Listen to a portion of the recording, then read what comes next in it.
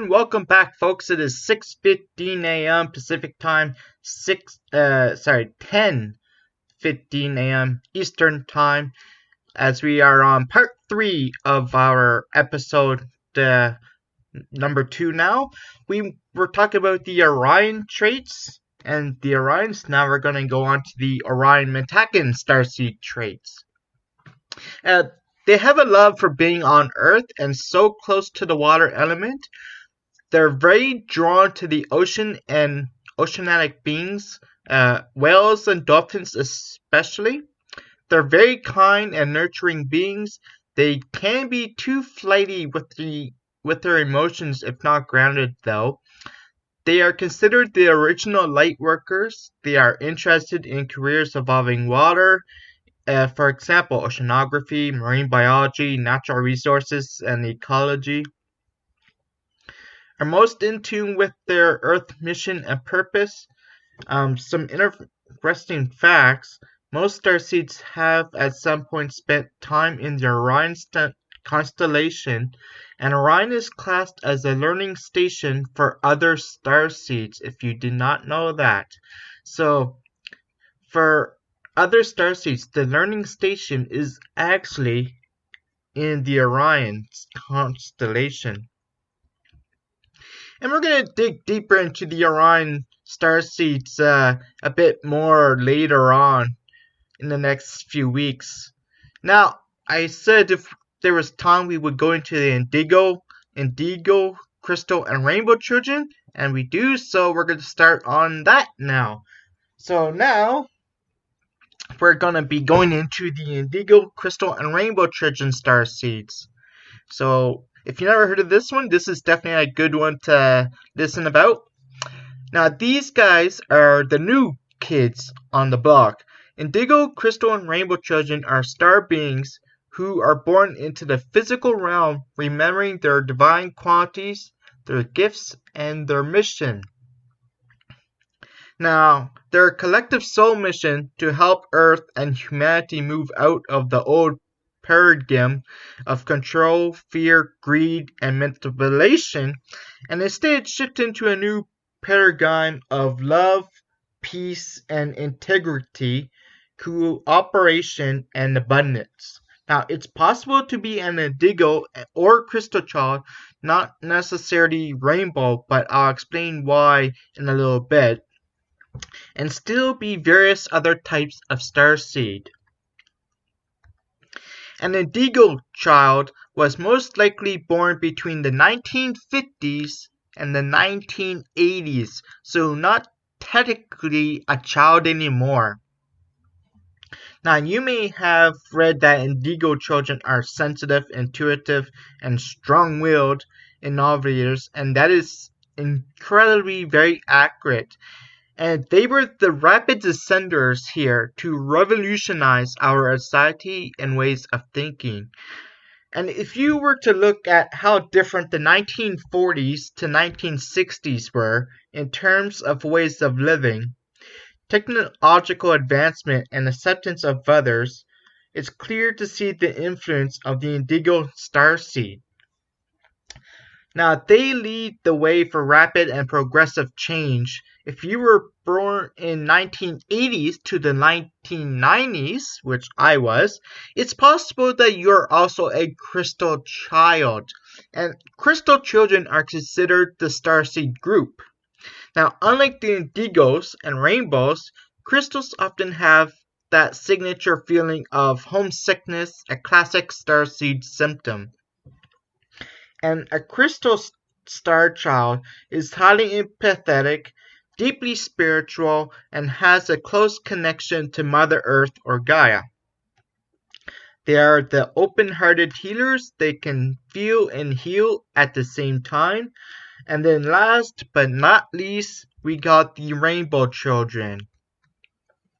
And it's believed that Rainbow Children started appearing on Earth from 2000 onwards, though these timelines are estimates and not really set in stone, and Rainbow Children are spiritually gifted and do know it. From a young age, they were fully aware of their capabilities. Now, what's interesting, though, is that they have one starseed characteristic not seen in any other type of soul. They are free from karma. Yes, rainbow children are free from karma. And that's because it's believed that rainbow children haven't lived a past life before, and so cannot have accumulated any karmic debt to pay or spend. Now, it's extremely likely this is their first incarnation. So, if you're likely born right around that year 2000, it's very likely that if you are a rainbow child, this is really your first incarnation on the planet. Now, where do they come from? It's hard to say, and personally, I think they've had a close connection to ascended masters which exist in the higher dimensions.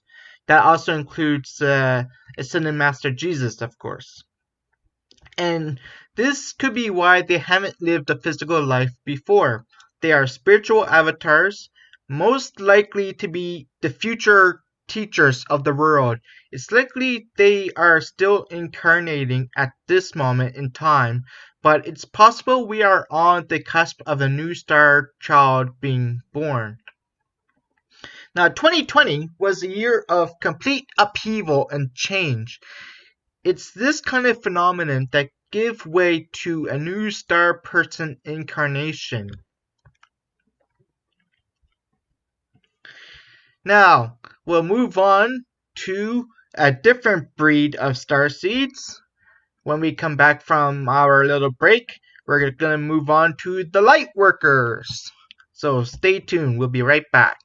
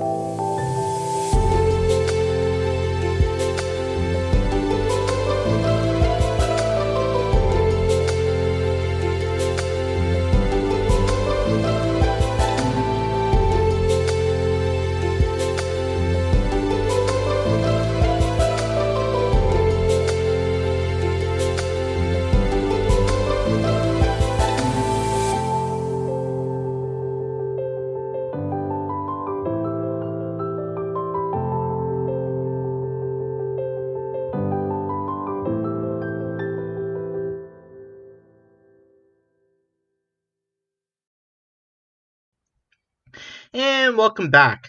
Now we are going to be talking about another starseed type, and that is the light workers.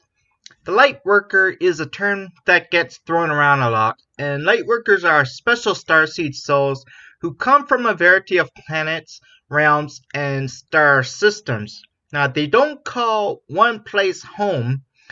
I like to call them as star nomads for this reason. Because believe it or not, there are over 25 known types of light workers. So it's gonna be a little long this episode on the light workers. They travel with one purpose, and that's to help Earth and other worlds evolve. That's just one purpose.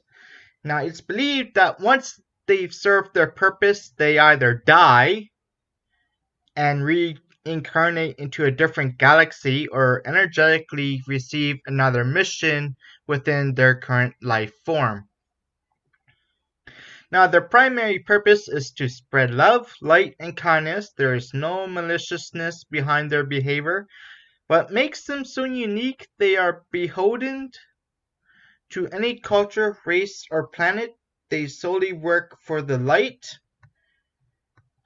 and nothing else, and this is why many lightworkers struggle to identify with other starseed types, even if they have had past lives as them before. Now, lightworker starseed traits are this. They feel alienated, regardless of what planet or star system they are. 1. Must learn to adapt to new environments. They live for a higher purpose, often are highly rebellious, and don't follow norms. So if you're one of those rebellious childs, this is very likely you. Highly intuitive beings, very sensitive and in tune with their emotions, have an innate drive to help others, most likely are old souls, might have had a difficult childhood, highly creative and artistic individuals. They suffered trauma early in life. They lead a natural lifestyle, avoid chemicals as much as possible, gifted in lucid dreaming, astral travel, and channeling. Understand the purpose of duality. They often are a magnet for problems or problematic people. They experienced a deep spiritual awakening, and they have strong manifestors and ability to manifest quickly and effortlessly. And when we come back on our next episode, in a few minutes, we'll move on to the Lemurian and the Atlantean star seeds. So don't go away. We'll be right back with episode 3 as we move on to part 1 on the Lemurians.